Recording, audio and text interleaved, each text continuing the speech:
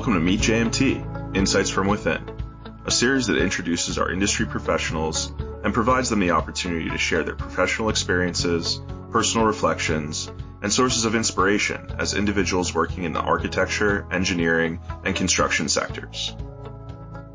Hi, everyone, and thank you for tuning in to our podcast today. My name is Jennifer, and I am the Digital Marketing Manager here at JMT, based in our El Paso, Texas office. Today we have Don Kemp as our guest. He is a studio leader for our federal architecture projects based out of our Hunt Valley, Maryland office. Thank you for joining us today, Don. Would you mind telling us a little bit more about your position here at JMT? Hi, Jennifer. Thanks for having me. Yes, as you mentioned, for the last 3 years, I've been the studio leader for our federal architecture projects in Hunt Valley. Now I'm transitioning into the architecture practice leader role.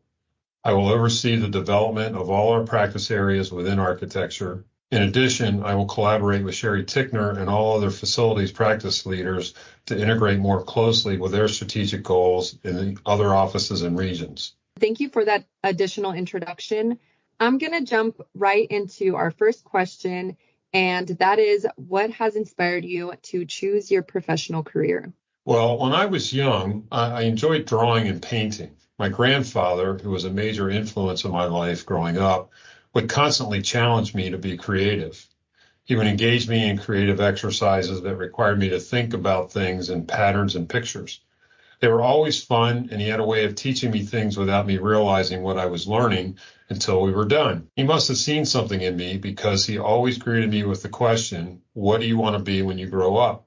My answer was, "I want to be an architect." He would follow up with, "Why do you want to be an architect?" My response was, "Because they make a lot of money."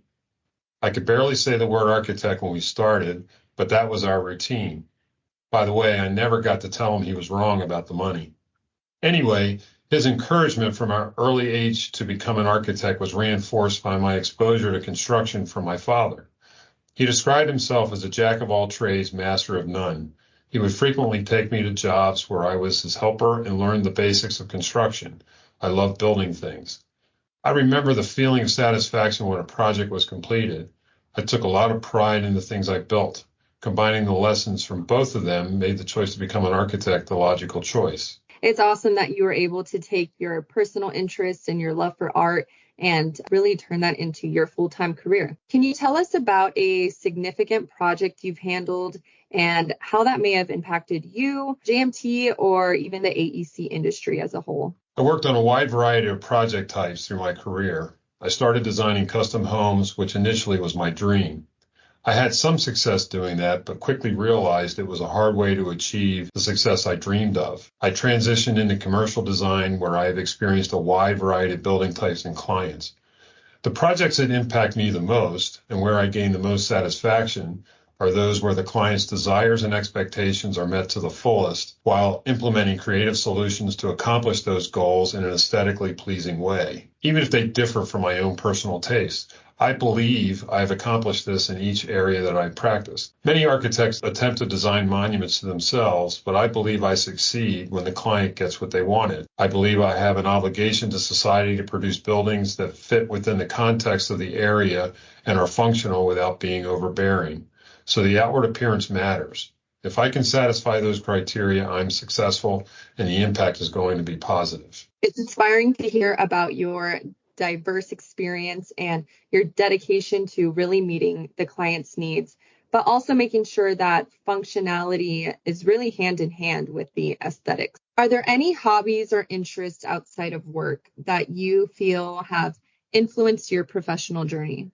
This may sound strange, but I played baseball all through my youth and in college. Coached teams after I finished playing until my son graduated high school. You can be a really good player, but if your team doesn't work together, the team fails.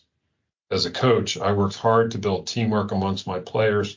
Sometimes a person's attitude, personality, or work ethic are more important than talent. I was able to have successful teams that were not as talented as some of the others we played against. Same concept applies in business. I think this team attitude is an important part of my success as a leader. The culture we promote here at JMT is as important, maybe more so, to our overall success. I cannot do any project on my own. I need other architects, engineers, contractors, and other support personnel to bring a project to fruition from beginning to end. We succeed or fail as a team. Building teamwork and collaboration are crucial in any field, whether it's the baseball field or the field you work in. I want to thank you for being on the Meet JMT podcast today, and we hope you all enjoyed listening in. Don, do you have any closing thoughts you would like to leave our listeners with? Just that I'm really excited about the future of JMT. With all the transitions happening at the highest level in my new role, I see a lot of enthusiasm towards the future, and I'm looking forward to reaching out to other offices and practices within JMT to show them what we're capable of and to see us all succeed.